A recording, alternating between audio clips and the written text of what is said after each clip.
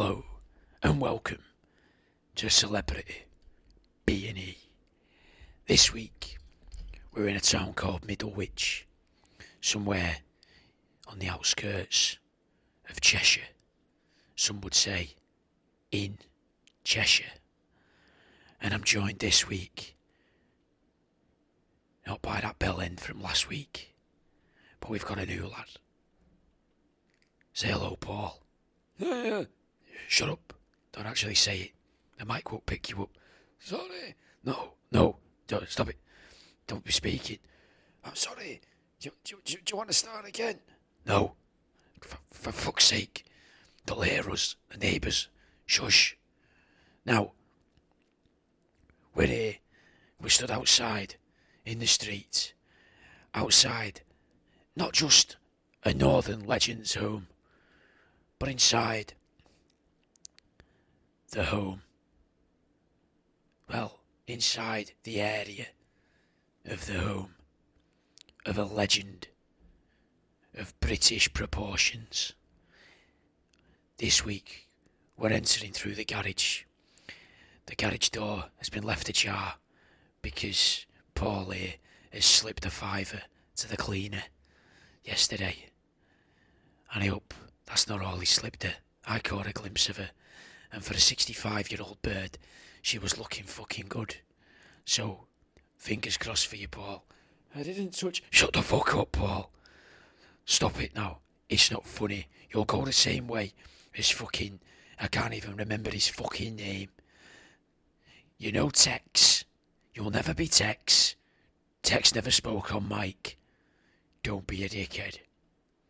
Now, I would like to foreshadow the episode by squashing the rumours that many of you may have heard on radio, television, seen in newspapers, magazines, and those pamphlets that us ex-wife was passing out around Stockport Town Centre the other week. And it's not true. It can never be proven, because there's nothing to prove, okay? Anyway, we've entered through the garage door. We've closed it behind us as to not draw suspicion. Hopefully nobody saw us coming in and nobody heard the door. It's to the best of our knowledge that the homeowner is out today. He's off out on his jollies. Now this garage looks like it's never seen a car, but as you can tell here by these various spots on the ground where there's no dust, I would guess they look like they're from a drum kit, don't they, Paul? Don't you fucking say a word. It's rhetorical. Now, I don't know if he's known that well for playing drums, but looking around this garage, there is a few tools. There's a couple boxes of tools. We've got a monkey wrench. We've got a spanner.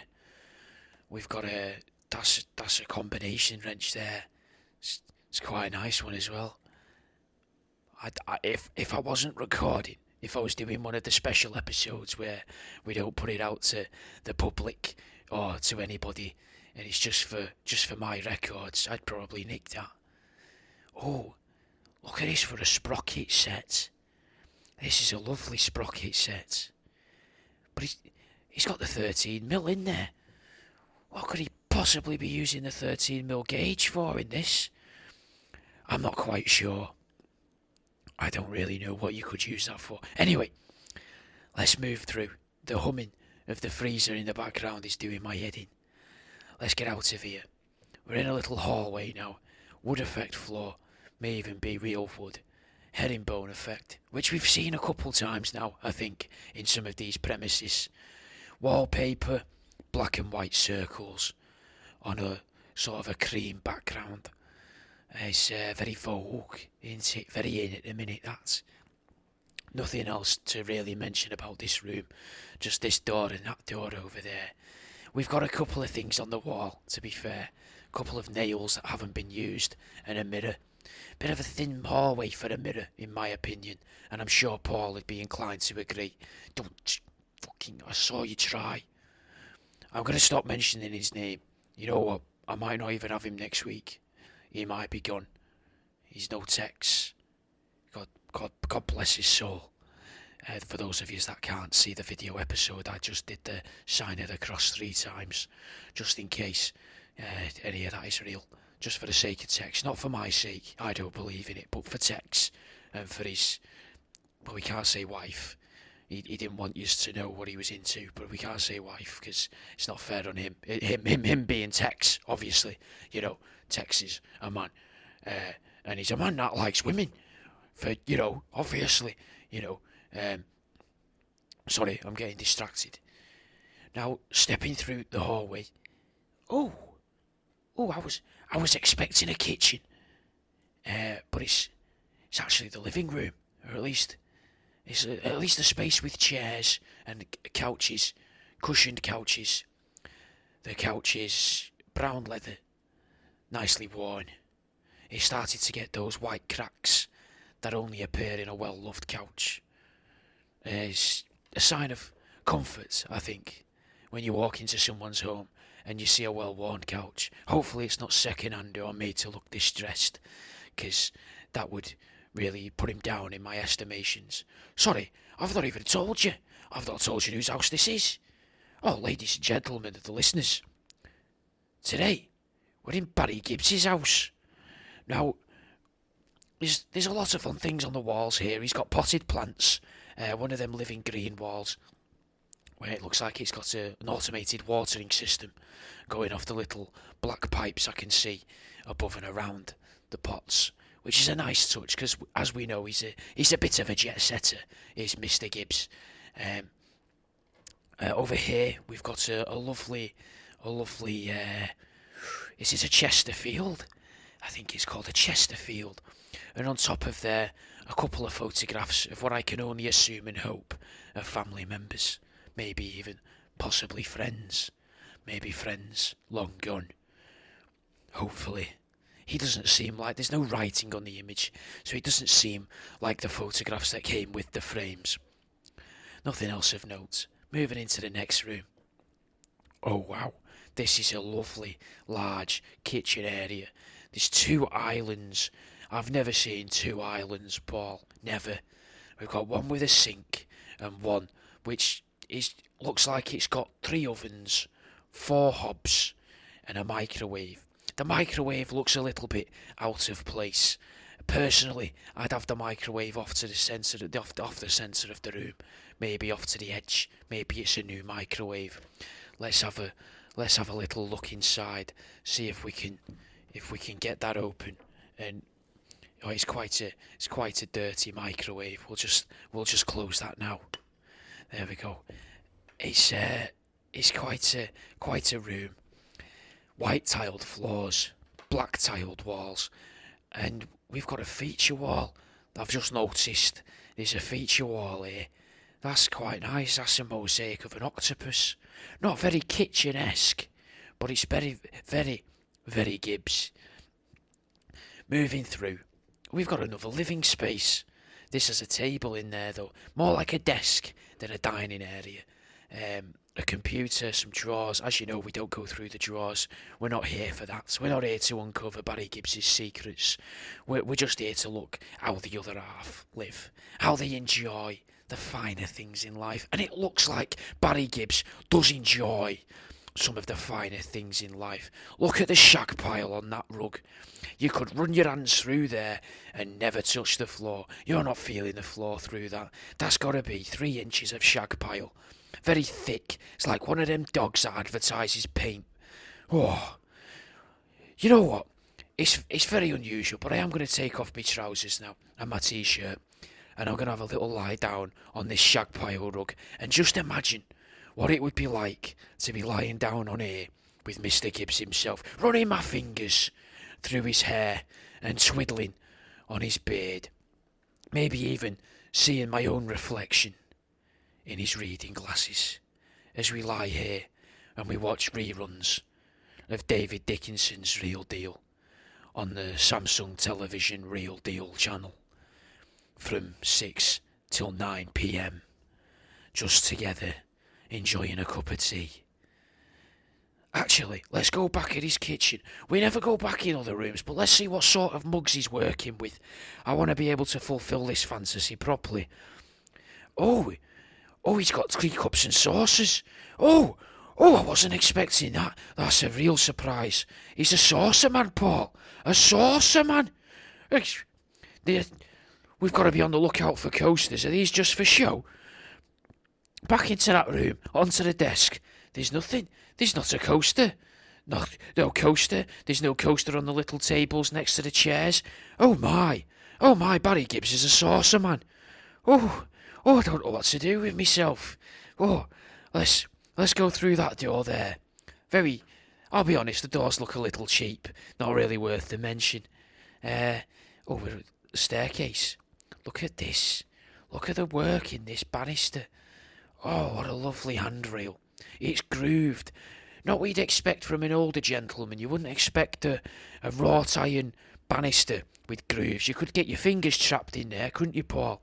You could get your fingers trapped in there as you're going down or up the stairs and fall and break your fingers. It'd ruin his career. It'd ruin Mr. Gibbs's career, that would.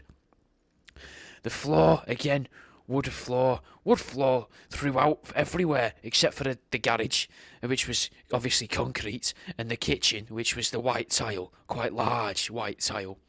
Hallway upstairs, still same herringbone effect, although I do find it quite jarring that they've got this line of black wood, very, very dark. I would say black wood. We're not going to put a light on. It's not our house. We don't want to upset the lecky bill.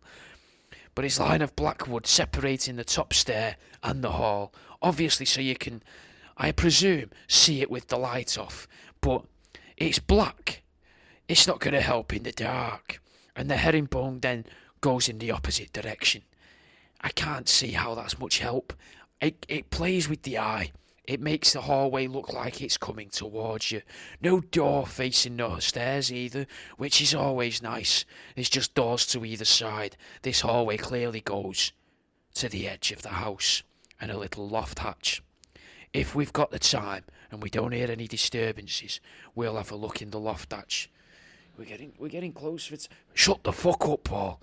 I'll tell you when you're fucking done me. You'll never work in this industry again, Paul. You think Terry will have you in his warehouse weight break-ins after this? Not a chance. You won't even be seen in Carnegie Estate, lad. No one. You're not even going to be fit for commentary on the dogfights. It's not happening. Fuck you. Keep hold of the microphone and just follow me around and stay quiet. Going into the first room. In this first room here, we've got how could you possibly sleep in here? It's got a sort of it's black lines with pink lines on one wall. The bed's facing that wall. There's a television hung from rope on the ceiling, which again doesn't go with the pink, I want to say pink neon lines. Very strange. Thick rope. Looks expensive rope. I'm not saying Gibbs has scrimped and scraped on his rope. I'm just saying it's a weird way to affix a television to the angle, if you like, where I don't know how to put it into words. Say you had a picture rail on your wall. He doesn't have a picture rail. He's a man of class. There's no picture rail, but he's got where you'd have the picture rail. The base of the television is there. The top of the television is touching the ceiling, hiding the where the wall and the ceiling meet for that area. I'd say it's a 38-incher. Paul's nodding. It's definitely a 38-incher. Paul, if you wouldn't mind, whip out the television meter. We're going to have a little look. What we've done is we've got a piece of string, just in case we get caught. We don't want to get caught walking around these houses with a tape measure, like we're measuring things up to pop in a van. So we've got a piece of string and we've tied knots in it at 18 inches, 25 inches, 38 inches, 42, 55, 72. Whip it out for us, Paul. Have a little look at that. Now, while Paul's measuring that television, if you are interested in taking over Paul's role, please do get in touch. I would love for someone who knows how to keep their fucking mouth quiet, who knows that the show's not about them. The show's not even about me. I've never even told you my name. I'm just here in Barry Gibbs' house trying to give you a little insight with no expense to you. There's nothing in it for really anybody involved, apart from you, dear listener. You get a little look. Paul, how big is the television? 38. 38 inches. He didn't even speak. I think he heard that his headphones are on. Maybe we won't be getting a replacement for Paul next week. I think Paul's got the message. Paul nods quietly and rather solemnly. I'm sorry, Paul, I didn't mean to hurt your feelings. It's just been rather emotional since the loss of Tex.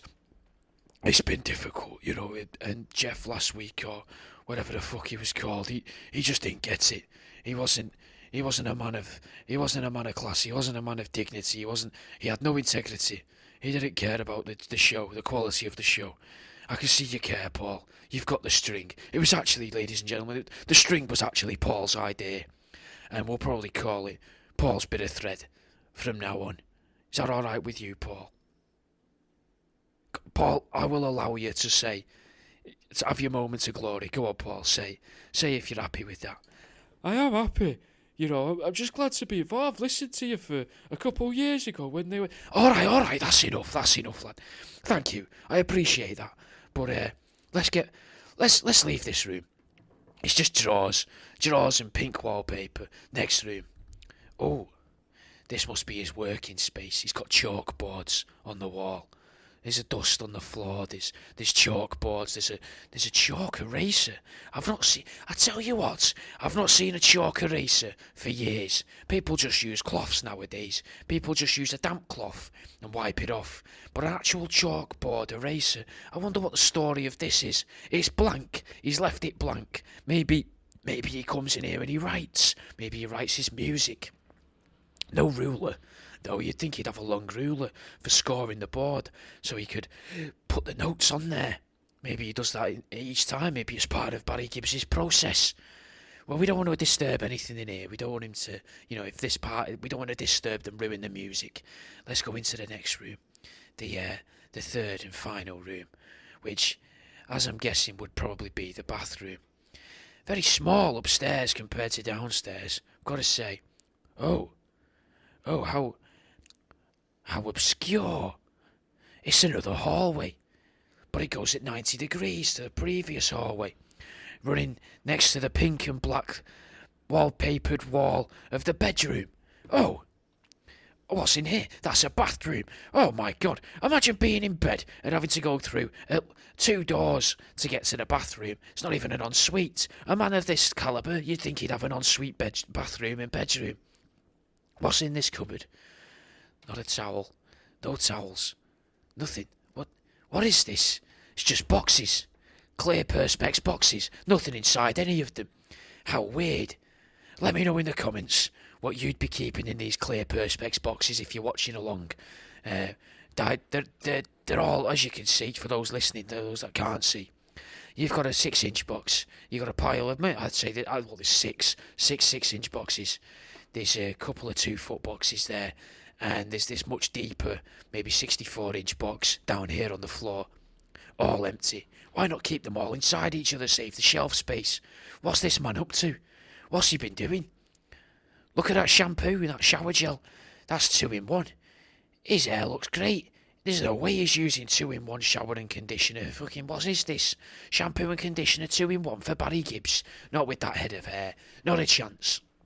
Lynx as well. Lynx Africa. Are you sure this is Barry Gibbs' house?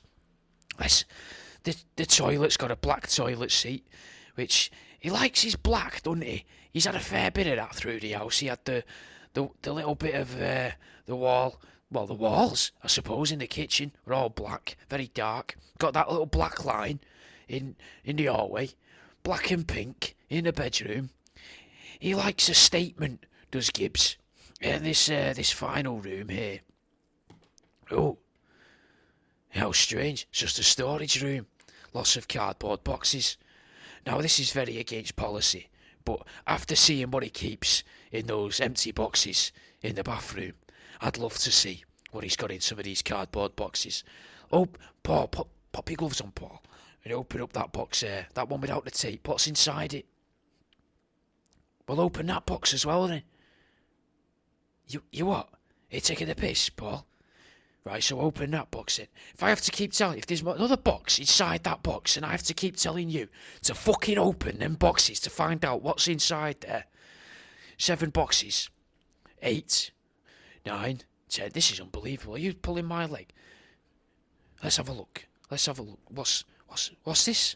There's something there in the bottom. What is that? Let's open it up. This old paper. What's inside?